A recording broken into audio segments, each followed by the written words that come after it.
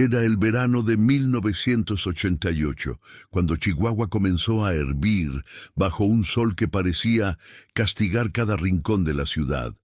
Las calles de tierra se levantaban en remolinos que se mezclaban con el humo de las fábricas, y en el aire flotaba esa tensión que solo se siente cuando una comunidad está al borde del precipicio. Miguel Ángel Soto había aprendido a vivir con esa tensión, como todos los que trabajaban en la planta de ensamblaje de autopartes al norte de la ciudad. A sus 38 años, tenía las manos ásperas de quien conocía el metal y la grasa, los hombros encorvados de quien cargaba más peso del que su cuerpo podía soportar. Pero nada, ni las jornadas de 12 horas, ni el calor infernal del taller, lo había preparado para la llamada que recibió aquella tarde de julio. Su hijo Rodrigo, de 14 años, no había regresado de la escuela. Al principio, Miguel Ángel pensó que tal vez se había quedado jugando fútbol con sus amigos en el campo baldío cerca de la preparatoria. Rodrigo era un muchacho noble, de esos que todavía saludaban con respeto a los mayores y que ayudaban a su madre, Teresa, con las bolsas del mercado. No era de los que se metían en problemas. Pero cuando cayó la noche y el teléfono sonó con ese timbre agudo que parecía perforar el silencio de la casa, Miguel Ángel supo que algo terrible había sucedido. La voz al otro lado de la línea era fría, mecánica, como si leyera un guión ensayado 1000 veces. Tenemos a tu hijo. Si quieres verlo vivo, necesitas 100,000 pesos. Tienes una semana. El clic final resonó en sus oídos como un disparo. Si te gusta este tipo de historias reales, suscríbete al canal y déjanos en los comentarios desde dónde nos estás viendo. Tu apoyo es muy importante para seguir trayendo estas narrativas que marcaron la historia de México. Teresa lloraba en la cocina mientras Miguel Ángel intentaba mantener la compostura. 100,000 pesos. Era una fortuna que ni en 10 años de trabajo podría reunir. Su salario apenas alcanzaba para la renta de la casa, la comida y los gastos de la escuela de Rodrigo. No tenían ahorros, no tenían propiedades, no tenían nada que pudieran vender. La planta donde trabajaba estaba llena de hombres como él, obreros que sobrevivían semana a semana, que conocían el sabor amargo de no llegar a fin de mes. Chihuahua en 1988 era una ciudad dividida. Por un lado, los empresarios que se enriquecían con las maquiladoras y las inversiones extranjeras. Por el otro, los trabajadores que apenas podían poner comida en la mesa. Miguel Ángel pertenecía al segundo grupo, y ahora esa realidad se sentía como una sentencia de muerte. Esa noche no durmió. Se quedó sentado en la sala, mirando las fotografías de Rodrigo que colgaban en la pared. Su hijo en su primera comunión, con esa sonrisa tímida que le arrugaba la nariz. Su hijo en el último cumpleaños, soplando las velas de un pastel modesto que Teresa había preparado con tanto cariño. Miguel Ángel había prometido darle una vida mejor. Había prometido que estudiaría, que tendría oportunidades que él nunca tuvo. Y ahora alguien le había arrebatado a su hijo, lo había convertido en una mercancía, en un número que valía 100,000 pesos. La rabia le quemaba el pecho, pero más fuerte que la rabia era el miedo, un miedo visceral que le apretaba la garganta y le nublaba la vista. Al día siguiente, Miguel Ángel intentó acudir a la policía. La estación estaba ubicada en el centro de la ciudad, un edificio gris y descuidado que olía a humedad y a desesperanza. El agente que lo atendió, un hombre de bigote espeso y mirada cansada, escuchó su historia sin tomar notas. ¿Tiene dinero para el rescate?, preguntó con una indiferencia que cortaba como navaja. Miguel Ángel negó con la cabeza. El agente suspiró, encendió un cigarro y se recostó en su silla. Entonces va a ser difícil, señor Soto. Estos cabrones están por todas partes. Si no tiene dinero, Lo mejor es que intente conseguirlo. Nosotros haremos lo que podamos. Pero en sus ojos no había convicción, solo una resignación que Miguel Ángel reconoció de inmediato. En Chihuahua, la policía estaba tan rebasada como corrupta. Las historias de secuestros resueltos eran escasas y las de rescates exitosos casi inexistentes. Miguel Ángel salió de la estación con las manos vacías y el corazón más pesado. Caminó por las calles del centro, esquivando a los vendedores ambulantes que pregonaban sus mercancías bajo el sol inclemente. Chihuahua era una ciudad de contrastes, edificios coloniales que resistían el paso del tiempo junto a construcciones modernas que prometían progreso. Pero para Miguel Ángel, todo aquello era solo un decorado. Lo único real era la voz del secuestrador resonando en su cabeza, el plazo que corría inexorable, el rostro de Rodrigo desvaneciendo en su memoria como si ya lo hubiera perdido. Pasó por el mercado municipal, donde Teresa solía comprar las verduras. Pensó en ella, en cómo se había derrumbado al escuchar la noticia, en cómo se aferraba al rosario como si esas cuentas gastadas pudieran traer de vuelta a su hijo. Teresa era una mujer de fe, pero Miguel Ángel había dejado de creer en Dios hacía mucho tiempo.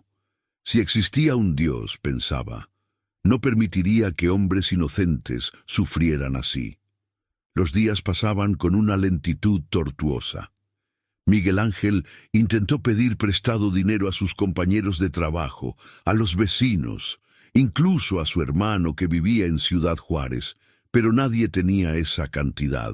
Algunos le ofrecieron 1,000 pesos, 2,000 a lo mucho. Eran gestos de solidaridad que lo conmovían, pero que no alcanzaban ni para cubrir una 10ª parte del rescate. La desesperación lo carcomía por dentro. Cada noche el teléfono sonaba y la voz fría del secuestrador le recordaba el tiempo que quedaba. 5 días, Soto, 5 días o tu hijo muere. Miguel Ángel había comenzado a perder peso, a fumarse cajetilla tras cajetilla de cigarros baratos que le raspaban la garganta. Teresa lo miraba con una mezcla de esperanza y reproche, como si él tuviera algún poder mágico para resolver aquello. Pero Miguel Ángel era solo un hombre, un obrero sin recursos, sin conexiones, sin nada más que sus manos y una voluntad que comenzaba a quebrarse. Fue entonces cuando la idea comenzó a tomar forma en su mente, una idea oscura, peligrosa, que lo hacía sudar frío cada vez que la consideraba seriamente. Si no podía conseguir el dinero de forma legal, tendría que conseguirlo de otra manera. Chihuahua estaba llena de bancos, de tiendas, de lugares donde el dinero fluía sin cesar. Miguel Ángel nunca había robado nada en su vida. Era un hombre honesto, que pagaba sus cuentas a tiempo y que enseñaba a su hijo a respetar lo ajeno. Pero ahora, con el reloj corriendo en su contra y la vida de Rodrigo en juego, la honestidad parecía un lujo que no podía permitirse. La decisión no fue fácil. Pasó noches enteras debatiéndose entre el miedo y la culpa, entre la certeza de que lo que planeaba hacer estaba mal y la certeza de que no tenía otra opción. Al final, fue el rostro de Rodrigo el que inclinó la balanza. Su hijo, su única razón de existir, valía más que cualquier principio moral. Miguel Ángel comenzó a observar. Cada mañana, de camino al trabajo, pasaba frente a una sucursal bancaria pequeña en una esquina del barrio de San Felipe. Era un banco modesto, sin grandes medidas de seguridad, el tipo de lugar que podría ser blanco fácil si uno sabía cómo hacerlo. Había un solo guardia en la entrada, un hombre mayor que parecía más interesado en su periódico que en vigilar. Miguel Ángel estudió los horarios, las rutinas, los momentos en que había más o menos gente. No sabía nada de asaltos, pero tenía la inteligencia de quien ha sobrevivido en un mundo hostil. Sabía que necesitaba ser rápido, eficiente, y sobre todo sabía que no podía fallar. Si lo atrapaban, si algo salía mal, Rodrigo moriría. Era así de simple. La noche antes del asalto, Miguel Ángel apenas pudo cerrar los ojos. Teresa dormía a su lado, agotada por el llanto y la angustia. Él la observó en la penumbra, preguntándose qué pensaría de él si supiera lo que estaba a punto de hacer. ¿Lo odiaría? ¿Lo comprendería? Probablemente nunca se lo diría. Si todo salía bien, conseguiría el dinero, pagaría el rescate y nadie tendría que saber cómo lo había obtenido. Si todo salía mal, prefería no pensar en eso. Se levantó antes del amanecer, se vistió con ropa oscura y metió en su mochila una pistola vieja que había comprado años atrás y que nunca había usado. La sentía pesada en sus manos, ajena, como si perteneciera a otra persona. Miguel Ángel Soto, el obrero honesto, se estaba convirtiendo en alguien que ya no reconocía. El banco abría a las 9 de la mañana. Miguel Ángel llegó 10 minutos después, cuando ya había algunos clientes adentro, pero no demasiados. El guardia lo miró de reojo y volvió a su periódico. Miguel Ángel respiró hondo, sintió el peso de la pistola en su cintura y avanzó hacia las ventanillas. El corazón le latía tan fuerte que pensó que todos podían escucharlo. Sus manos temblaban ligeramente, pero las mantuvo firmes. No podía permitirse el lujo de dudar. Cuando llegó su turno, sacó la pistola y la apuntó hacia la cajera, una mujer joven de rostro asustado. «¡El dinero! ¡Todo el dinero! ¡Rápido!». Su voz sonó más firme de lo que esperaba, pero por dentro sentía que se desmoronaba. La cajera, con manos temblorosas, comenzó a meter billetes en una bolsa. El guardia, al darse cuenta de lo que sucedía, intentó reaccionar, pero Miguel Ángel ya había anticipado ese movimiento. Le apuntó con la pistola sin intención de disparar, solo para intimidarlo. «No se mueva o disparo». El guardia se quedó paralizado, con las manos en alto. Todo sucedió en cuestión de minutos, pero para Miguel Ángel pareció una eternidad. Tomó la bolsa con el dinero, retrocedió hacia la salida sin quitarle los ojos al guardia y salió corriendo hacia la calle. El sol de Chihuahua lo cegó por un instante, pero no se detuvo. Corrió por callejones que conocía de memoria, esquivando a la gente, el corazón a punto de estallar. Detrás de él, escuchó gritos, sirenas en la distancia, pero siguió corriendo, con la bolsa apretada contra su pecho, con la certeza de que había cruzado una línea de la que no habría retorno. Cuando finalmente se detuvo en un solar abandonado, abrió la bolsa con manos temblorosas. Había alrededor de 70,000 pesos. No era suficiente, pero era algo. Tendría que volver a hacerlo. Los días siguientes fueron una pesadilla. Miguel Ángel, que nunca había conocido el insomnio, ahora pasaba las noches en vela, atormentado por lo que había hecho y por lo que tendría que hacer. En las noticias hablaban del asalto al banco, describían al ladrón como un hombre peligroso, posiblemente armado y extremadamente violento. Si lo reconocieran, si alguien lo señalara, todo habría sido en vano. Pero Miguel Ángel no tenía tiempo para el miedo. Le quedaban 2 días para reunir los 30,000 pesos que faltaban. Estudió otros bancos, otras tiendas, buscando el lugar perfecto para un segundo golpe. Finalmente, eligió una casa de empeño en el sur de la ciudad, un negocio que manejaba grandes cantidades de efectivo y que tenía menos vigilancia que los bancos. El segundo asalto fue más rápido, más brutal. Miguel Ángel entró con la pistola en alto, exigió el dinero y salió antes de que nadie pudiera reaccionar. Esta vez consiguió 40,000 pesos, más de lo que necesitaba. Pero el precio que había pagado, el peso de la culpa que cargaba, era incalculable. Cuando llegó a su casa, escondió el dinero en una caja de herramientas en el garaje. Teresa Lo miró con ojos interrogantes, pero no hizo preguntas. Tal vez sabía en el fondo que su esposo había hecho algo terrible, o tal vez simplemente no quería saberlo. La llamada llegó esa misma noche. ¿Tienes el dinero, Soto? La voz fría, impersonal. Sí, respondió Miguel Ángel, sintiendo que cada palabra le quemaba la garganta. Bien. Mañana al mediodía, en el puente viejo al este de la ciudad. Ven solo. Si vemos a la policía, el niño muere. Miguel Ángel colgó el teléfono y se dejó caer en el sofá. Teresa se acercó, le tomó la mano. ¿Va a estar bien? ¿Vamos a recuperar a Rodrigo? Él asintió, sin poder mirarla a los ojos. Sí, todo va a estar bien. Pero en su interior sabía que nada volvería a estar bien. Había cruzado una línea, había roto algo dentro de él que nunca podría reparar. El mediodía del día siguiente, Miguel Ángel condujo hacia el puente viejo, con la mochila llena de dinero en el asiento del copiloto. El puente era una estructura de metal oxidado que cruzaba un río casi seco, rodeado de terrenos baldíos y fábricas abandonadas. El lugar perfecto para un intercambio. Cuando llegó, vio una camioneta estacionada al otro lado. Un hombre bajó, alto, de rostro cubierto con un pasamontañas. Miguel Ángel bajó del auto con la mochila, sintiendo el peso de cada paso. «El dinero», exigió el hombre.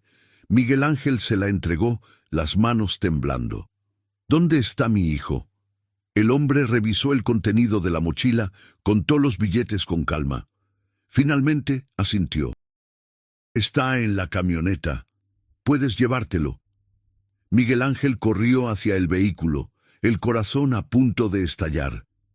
Allí, en el asiento trasero, estaba Rodrigo, con los ojos vendados y las manos atadas, pero vivo.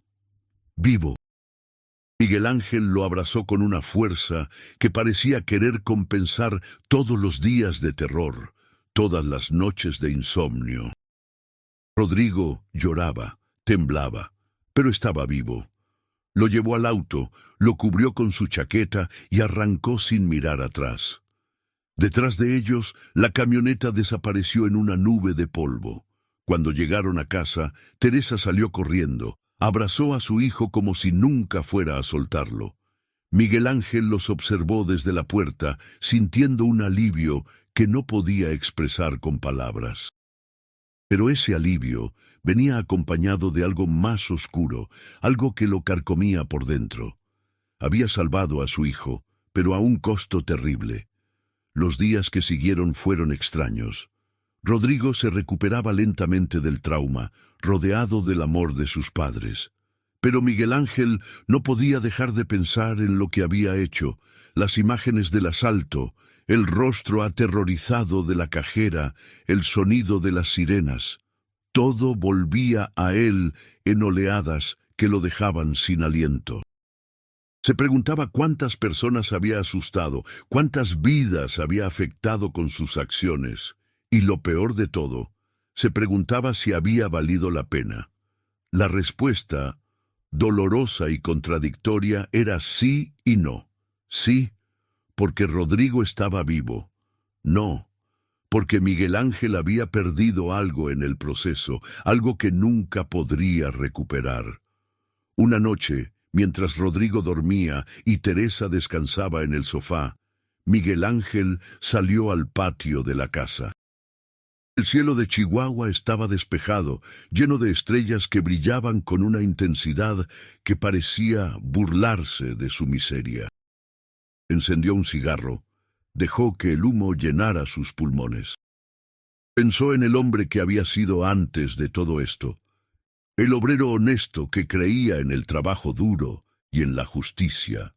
Ese hombre ya no existía. En su lugar quedaba alguien marcado, alguien que había descubierto hasta dónde era capaz de llegar para proteger a los suyos. Y esa revelación, más que el miedo o la culpa, era lo que más lo atormentaba. Pero la historia no terminó ahí. 2 semanas después del rescate, la policía comenzó a investigar los asaltos con más intensidad.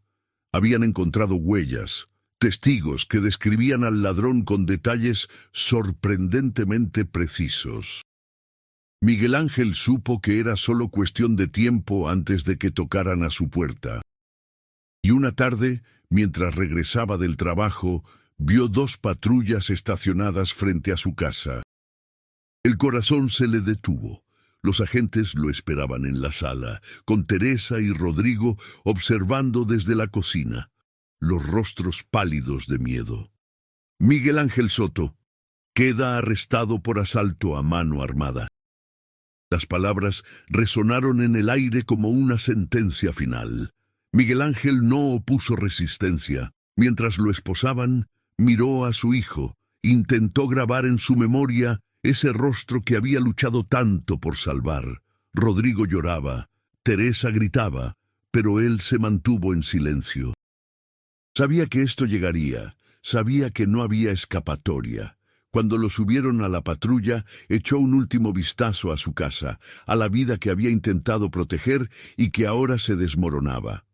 En el camino a la estación, Miguel Ángel pensó en todas las decisiones que lo habían llevado hasta ese momento. Pensó en el secuestro, en la desesperación, en la certeza de que no tenía otra opción, y se preguntó si, en su lugar, otros habrían hecho lo mismo. Probablemente sí. Probablemente cualquier padre, enfrentado a la pérdida de un hijo, sería capaz de cruzar las mismas líneas que él había cruzado. El juicio fue rápido. Las pruebas eran contundentes. Huellas dactilares, testimonios de testigos, grabaciones de las cámaras de seguridad. Miguel Ángel no intentó defenderse, aceptó su culpa, explicó las circunstancias, pero sabía que nada de eso cambiaría el veredicto. Fue condenado a 15 años de prisión por asalto a mano armada. En la sala del tribunal, Teresa lloraba en silencio. Rodrigo escondía el rostro entre las manos. Miguel Ángel los miró una última vez antes de ser llevado. Quiso decirles que lo sentía, que todo lo que había hecho fue por amor, pero las palabras se le atascaron en la garganta. En ese momento se dio cuenta de que el amor, ese sentimiento que se supone puro y redentor, también podía ser destructivo. Su amor por Rodrigo lo había llevado a convertirse en un criminal, a destruir su propia vida en el intento de salvar otra. Los primeros meses en prisión fueron los más duros.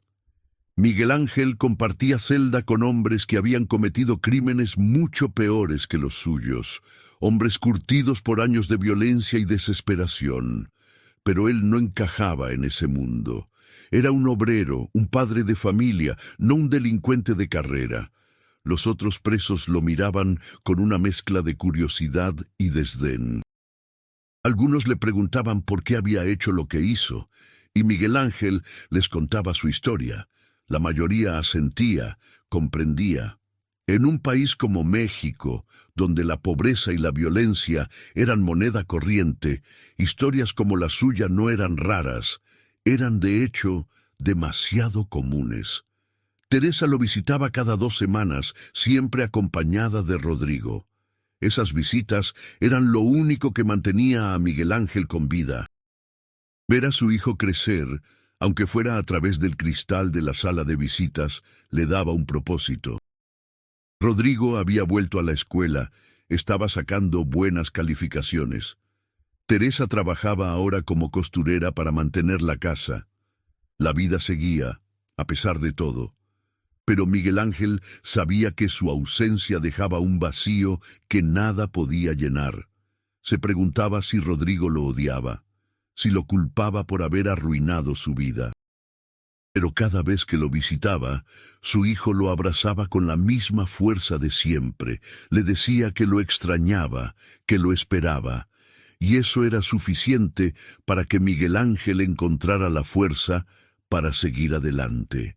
Pasaron los años, Chihuahua cambió, México cambió, pero dentro de esos muros grises, el tiempo parecía detenerse. Miguel Ángel cumplió 10 años de su condena antes de que le otorgaran la libertad condicional por buen comportamiento. Cuando salió, el 12 de agosto de 1998, el mundo le parecía extraño, ajeno.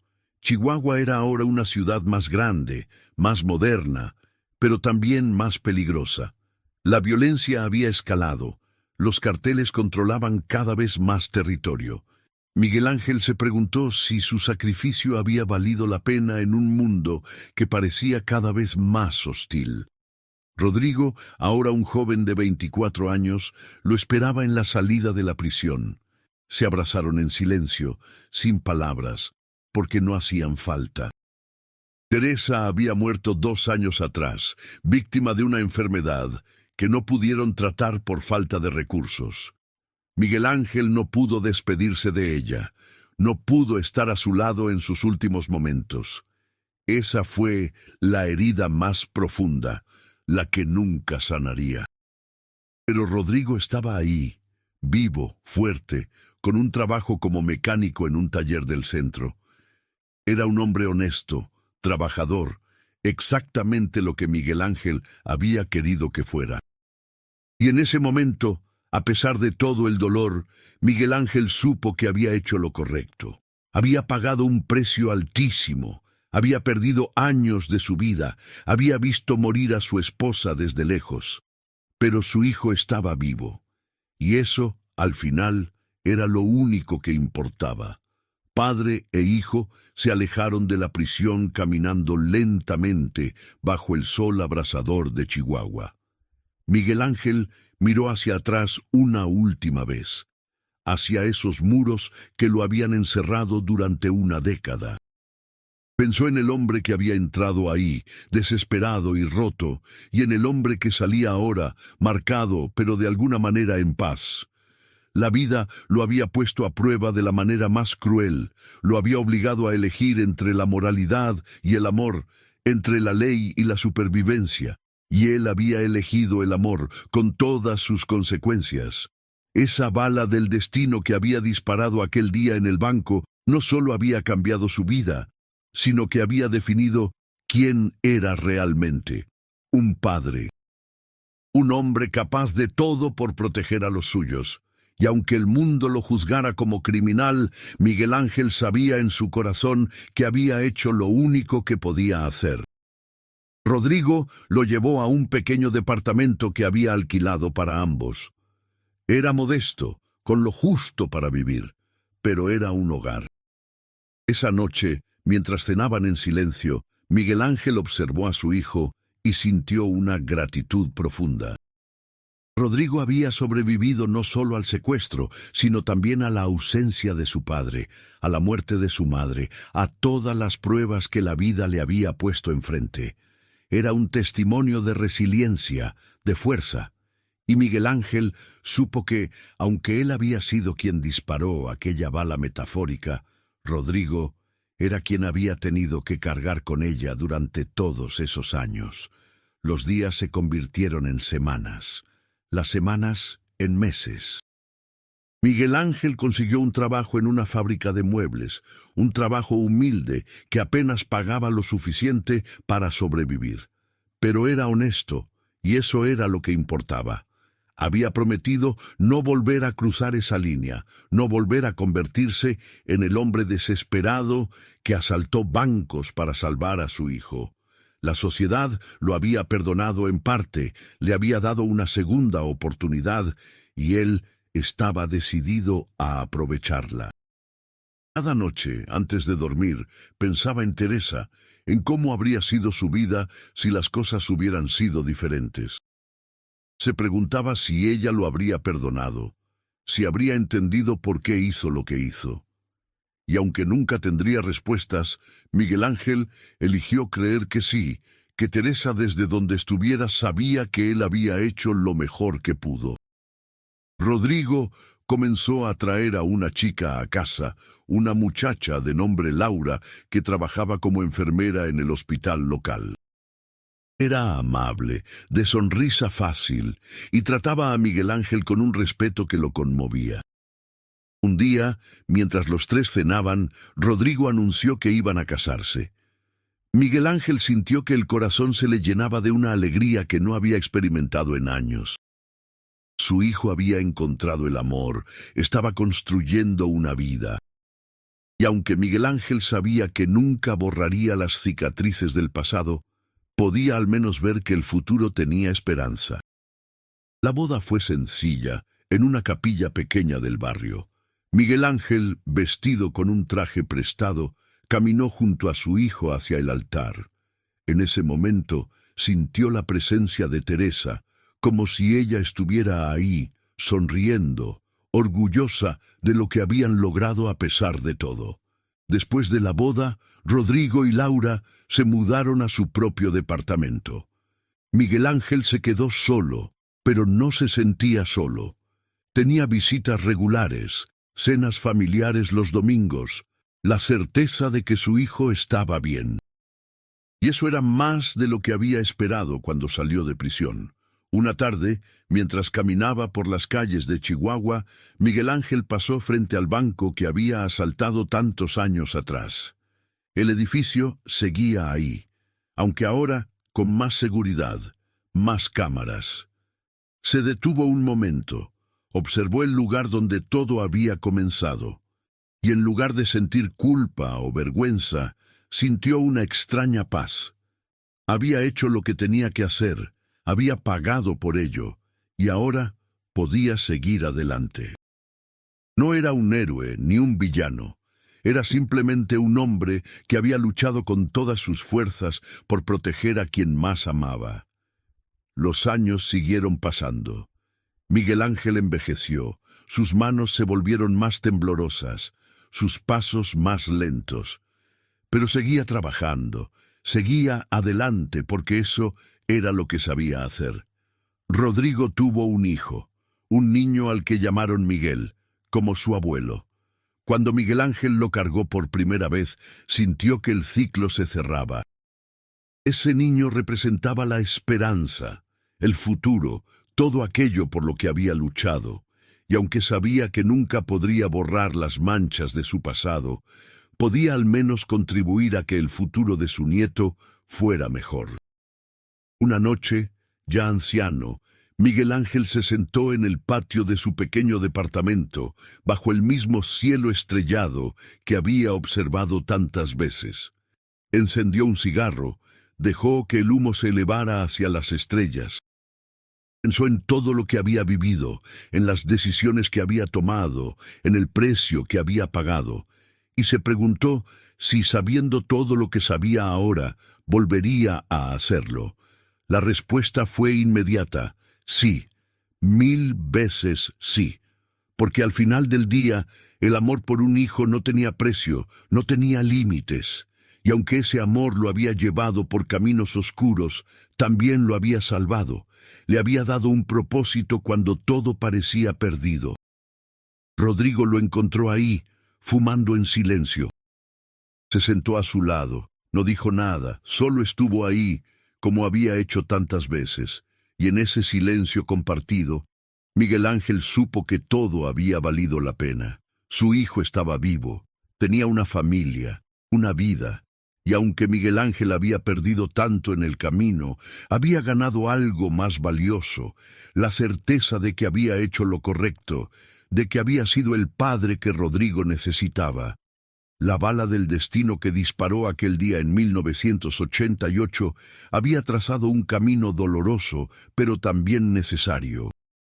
Y ahora, al final de su vida, Miguel Ángel podía mirar atrás sin arrepentimiento. Si te ha conmovido esta historia real, no olvides suscribirte al canal y dejar un comentario con tu país o ciudad.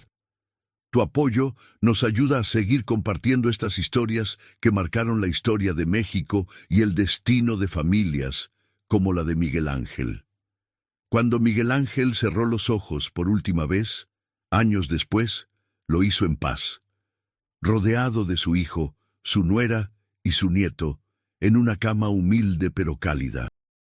Sus últimas palabras fueron para Rodrigo: lo haría todo de nuevo, por ti. Lo haría todo de nuevo.